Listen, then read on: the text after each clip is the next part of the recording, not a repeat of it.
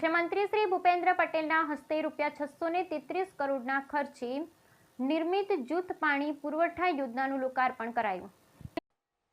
મુખ્યમંત્રી શ્રી ભૂપેન્દ્રભાઈ પટેલના હસ્તે ₹633 કરોડના ખર્ચે નિર્મિત જૂથ પાણી પુરવઠા યોજનાઓનું લોકાર્પણ। મુખ્યમંત્રી શ્રી ભૂપેન્દ્રભાઈ પટેલે આખોલ ખાતે યોજનાઓની ઝીણવટભરી માહિતી મેળવી પ્લાન્ટનું સ્થળ નિરીક્ષણ કર્યું। 192 ગામના કુલ 7 લાખ નાગરિકો માટે દૈનિક 6.40 કરોડ લીટર પીવાનું પાણી મળી રહેશે। સરહદી જિલ્લા બનાસકાંઠામાં પીવાના પાણીની સમસ્યા કાયમી નિરાકરણ માટે સરકારશ્રી દ્વારા અનેક પગલાં લેવામાં આવ્યા છે, જે અંતર્ગત કુલ ₹633 કરોડના ખર્ચે તૈયાર થયેલ ડીસા અને લાખણી તાલુકાના પાણી પુરવઠાની સુધારણા યોજનાના વિકાસ કાર્યનું આજરોજ ડીસાના આખોલ ખાતે મુખ્યમંત્રી શ્રી ભૂપેન્દ્રભાઈ પટેલના હસ્તે લોકાર્પણ કરાયું હતું।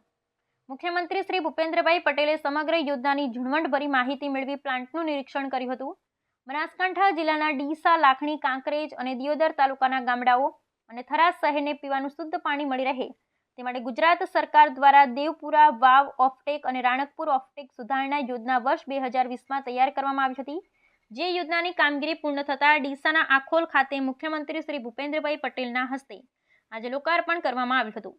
આ યોજનાથી ડીસા, લાખણી, કાંકરેજ, દિયોદર અને થરાના કુલ 192 ગામના કુલ 7 લાખ નાગરિકો માટે દૈનિક 6.40 કરોડ લીટર પીવાનું પાણી મળી રહેશે।